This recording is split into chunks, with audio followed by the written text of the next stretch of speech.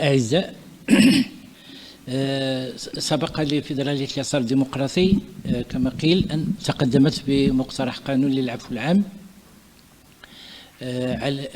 على يد النائبين آنذاك عمر بلافريج ومصطفى الشناوي. ونذكركم بأننا نعتزم جديد طرح هذا المقترح، مقترح القانون، في إطار قيامنا بمهامنا وواجباتنا كحزب سياسي. كنا نتمنى أن يكون اليسار الذي ننتمي إليه متواجدا في البرلمان بقوة أكبر، وأن تكون لنا في الشارع قوة أكبر، وأن يكون لنا امتداد أكبر، حتى يمكن لنا أن نفرض قضيتين في هذه الظروف تؤرق عننا كثيرا: معتقلين سياسيين من جهة، وقضية مقاطعة أو مقاطعة التطبيع أو وقف سياسة التطبيع التي تقوم بها الدولة. لهذا أملنا في الأجيال المقبلة أن تعزز هذا المسار من أجل أن نتمكن من فرض أشياء مثل هذه. أذكركم أيها الأصدقاء بأن هناك طبعا العفو الخاص والعفو العام. العفو الخاص يكون على أشخاص وأثره شخصي، وهي صلاحية مخولة لرؤساء الدول، وفي المغرب مخولة للملك. وهناك العفو العام، وهو يقع على أحداث ماشي على أشخاص، ويكون أثره موضوعي، أي يمحو الجريمة من الأساس وليس فقط العقوبة. دستور 2011 سمح للبرلمان بأن يكون له اختصاص العفو العام. نريد بمناسبة طرح هذه المبادرة أن نعلم الرأي العام بأن قضية المعتقلين السياسيين ما نسيناهاش ولن ننساها، وأنها دائما حاضرة. كاين مشاكل غزة التي تؤلمنا كثيرا في كل المساء عندما نقود إلى مضاجعنا، وكاين قضايا أخرى، ولكن قضية إخواننا المعتقلين من مختلف التوجهات، معتقلين سياسيين، معتقلين الحركات وغيرهم، فهذه القضية لا نريد أن تنسى، ولا ننتظر أن يقوم هؤلاء بإضراب على الطعام ليذكروننا بأنهم وراء القدرون. ومع هذا البرد نحن نحس ببرودة هذه الزنازل الموجودين فيها. برمجة فيدرالية اليسار الديمقراطي مجموعة من الفعاليات التي احتضنها وسيحتضنها المقر الجديد بالدار البيضاء للحزب. ومن هذه الفعاليات تكريم رموز الدفاع عن المعتقلين السياسيين، وتكريم بعض عائلات المعتقلين السياسيين.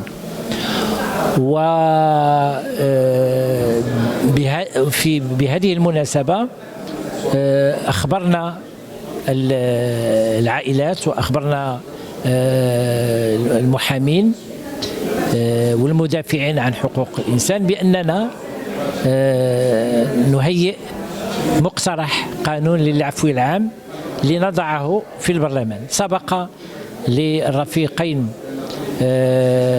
مصطفى الشناوي وعمر بلافريج أن قدم باسم فيدرالية اليسار مقترح قانون للعفو العام، ونحن نطرح من جديد مقترح قانون جديد.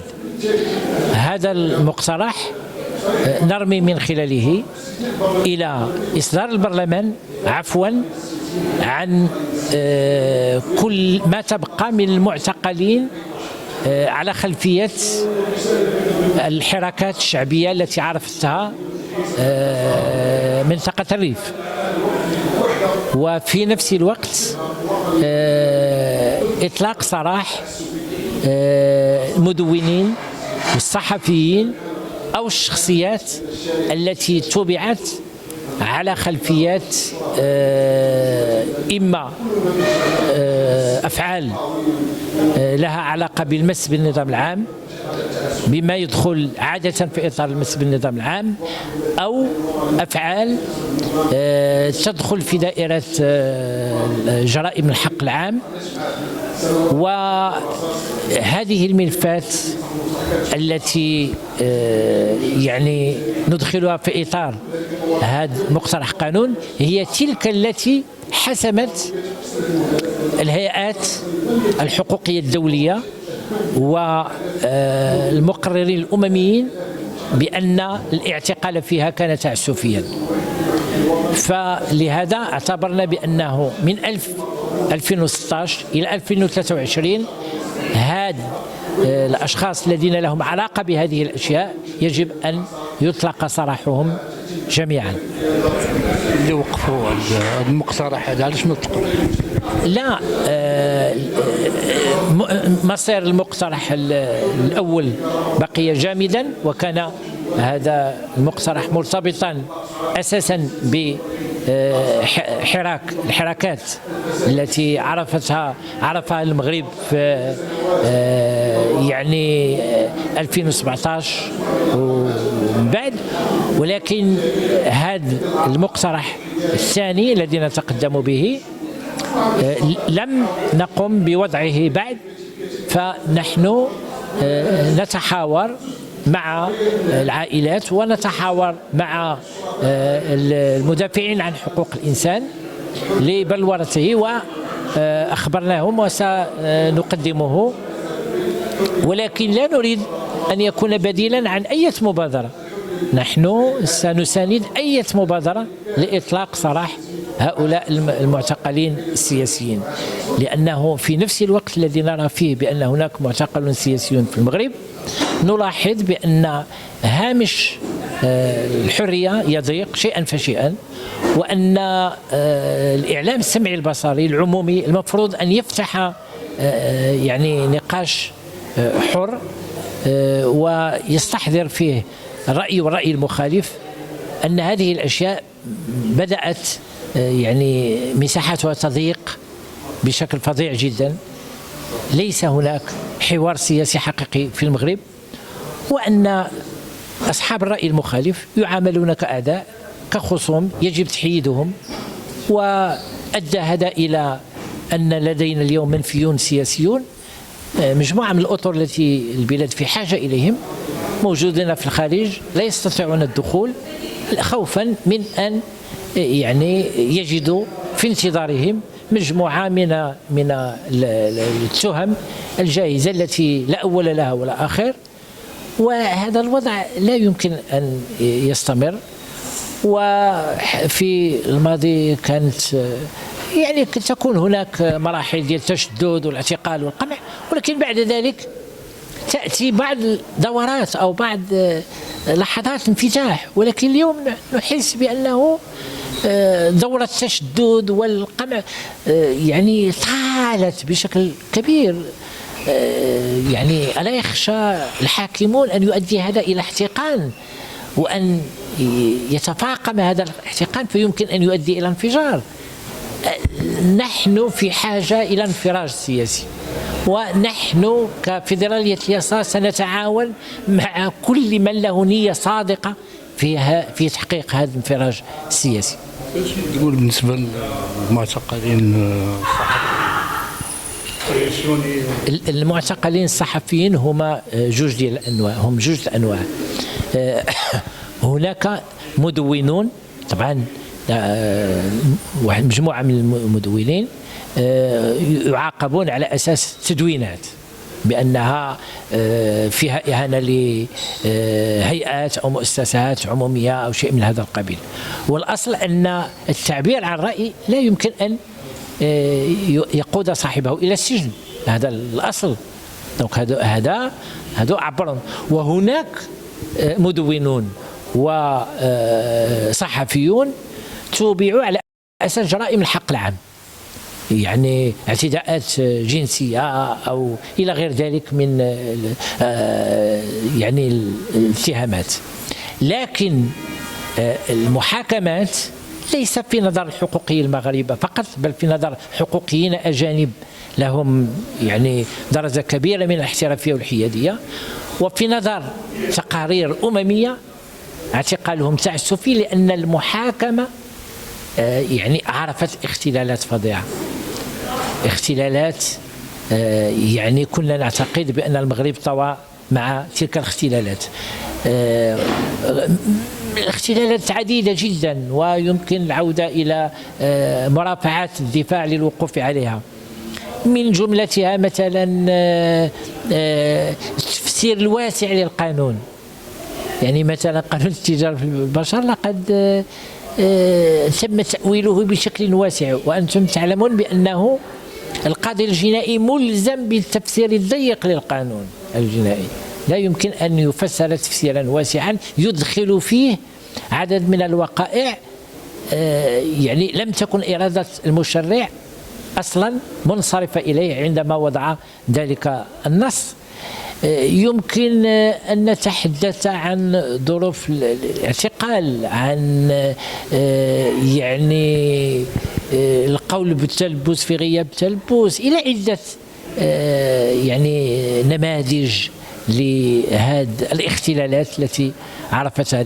ويمكن أن نتحدث عن الشهود الذين يتبخرون، يعني معنى أنه عندما الشهود يتملصون الواحدة بعد الآخر، معنى أن البناء كل اللي النيابة العامة بنت عليه أصبح معنى أنه يجب أن تراجع الأشياء من أصلها، معنى أن هناك شيء ما غير طبيعي، بمعنى أنه عندما تكون شائبة تشوب المسطرة فإن ذلك ينصرف إلى كل الآثار التي ستأتي فيما بعد إلى آخره إلى آخره. لا أريد أن أدخل في هذه الكذا.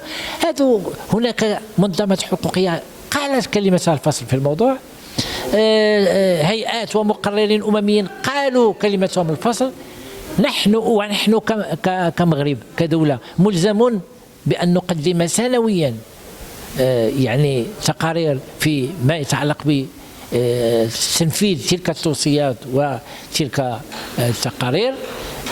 ف يعني بناء عليه نعتقد بأنه هذه المبادرة التي نقوم بها في البرلمان وستتولاها رفيقتنا فاطمة الثامني نائبة الحزب في البرلمان، نتمنى أن تكون منطلقا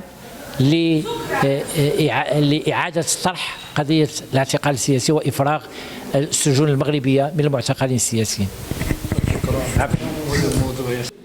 والشكر بداية لأصدقائنا وصديقاتنا في الفيدرالية اليسار الديمقراطي، ثلة من المناضلات والمناضلين الذين عشنا معهم عن قرب أو عن بعد، ولكن يشهد التاريخ لهم بالمواقف الثابتة والجريئة لقضايا الوطن ولقضايا المواطنين. وطبعا هذا اللقاء أعتقد بأنه توجه والتر تورك مفوض السامي لحقوق الإنسان في بداية سنة 2023 لما قال أن هذه السنة هي سنة وضع حد للاعتقال السياسي، حيث على الصعيد الدولي وعلى صعيد مفوضية السامي لحقوق الإنسان اعتبرت هذه السنة وهي الذكرى 75 للإعلان العالمي لحقوق الإنسان والذكرى 30 لمؤتمر فيينا لحقوق الإنسان. وأعتقد بأن الأستاذة زهام من مناضلات اللواتي حضرنا في هذا المؤتمر يعني محطتين أساسيتين نحتفل بهما لما تدعونا فيدرالية اليسار للقاء هذا اليوم تحت شعار تكريم المعتقلين السياسيين. الاعتقال السياسي جزء من تاريخ المغرب، جزء من ثقافة السلطة، جزء من الانتهاكات الجسيمة التي لها كما تعرفون عدة أوجه. لكن الوجه البارز الذي صاحب المغرب منذ أواخر الخمسينات حينما حل الحزب الشيوعي، حينما عقدت المحاكمة الكبرى بمراكش واللي كانت أكبر محاكمة تحاكم فيها 193 شخص، أكبر المحاكمات، ثلاثة محاكمة مراكش، ثلاثة محاكمات أخرى في الستينات، ثلاثة محاكمة ديال العمليتين العسكريتين في 71 و 72، 73 مولاي بوعزة، 77 حركة ديال اليسار، واللائحة طويلة. من الصعب أن نتحدث على كل المحاكمات والتي لا زالت إلى اليوم تأخذ صورا أخرى. منظم طرف الفيدرالي اليسار الديمقراطي وضع نقطتين أساسيتين. النقطة الأولى تتعلق بموضوع مبادرة تتعلق بالعفو الشامل، وهذه سابقة اليوم ستكون لها آثار، لأنه يجب أن نناقش صلاحيات البرلمان الذي له الحق في طرح هذا الموضوع والتصويت عليه. أتمنى أن تكون هناك جرأة سياسية تقدر مدلول ودلالات هذا المقترح. النقطة الثانية تتعلق فعلا بأولئك الذين لا زالوا غائبين بالسجون بسبب جرائم وهمية أو ما يسمى بجرائم المعتقد والرأي والتعبير السياسي والنشاط الحقوقي. هذه ظاهرة عرفناها في المغرب، ويجب أن تتوقف، ويجب أن ننتبه بأنها أسمى ما يمكن أن يصيب حقوق الإنسان والعمل الحقوقي في بلد ما، هو أن تعتقل الأنشطة أو النشطاء، يعتقل النشطاء الحقوقيون بسبب واهن، وهو التعبير عن آرائهم وعن مواقفهم بشكل سلمي طبعا. ولما يكون التعبير بشكل سلمي لا يمكن المؤاخذة عنه، لأنه هناك دستور، هناك قوانين التي تسمح بالتعبير السلمي عن الآراء وعن المعتقدات السياسية والحقوقية والمدنية. وأعتقد بأنه هذه مبادرة ديال الحزب في محلها، وبمناسبة الذكرى 75 للإعلان العالمي لحقوق الإنسان ننتظر أن يستمع إلى هذا النداء الذي أطلقه الحزب، أن يستمع إليه المسؤولون في كل المواقع وأن يتجاوبوا معه. بالنسبة للإعلاميين أسيدي، بالنسبة للإعلاميين طبعا الإعلام له دور كبير جدا. إعلام له سلطة، السلطة هي التواصل مع الرأي وتوجيه الرأي العام وتبليغ مراسلات المواطنين والمواطنات الرسائل الحقوقية والرسائل الفكرية والرسائل السياسية لكل المواقع. بواسطة الإعلام يكون هناك تعبئة رأي العام، بواسطة الإعلام يكون هناك تأويل وتفسير القضايا التي تهم الوطن وتهم المواطنين. وطبعا هذوك تهم معتقلين الرأي والعمل الإعلامي. هناك أشخاص صنعت لهم تهم لا أساس لها وحكموا محاكمة غير عادلة، ومنهم ما صدر مقرر الأمم المتحدة في حقه يقول بأنه اعتقاله اعتقال تعسفي. وهذه طبعا ظاهرة ليست بجديدة، لكن الجديد فيها هو أنها تعطي صبغة مشوهة للمحاكمة ولأسباب المحاكمات. قبل اليوم كانت هناك محاكمات مباشرة للمقالات وللمواضيع التي يكتبها الصحفيون والصحفيات. اليوم أصبحت التهم ذات بعيدة جدا عن العمل الإعلامي والصحفي، وتستهدف فقط تشويه الأشخاص والمس بكرامتهم.